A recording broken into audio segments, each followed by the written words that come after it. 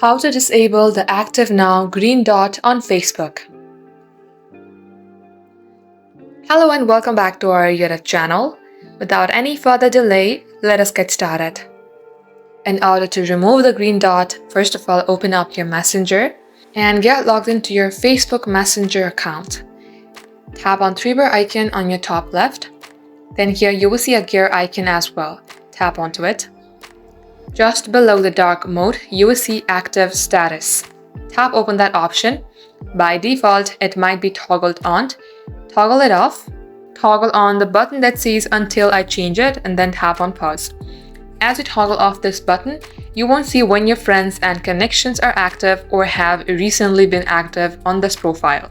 To make sure that they cannot see your info about this, turn off this setting whenever you are using Messenger on Facebook, and then your active status will no longer be shown. Just like so, this is how you can remove the green dot on your Facebook Messenger. That's all for today. If you had found this to be helpful, then do like and subscribe. We will get back to you soon with more helpful contents like this.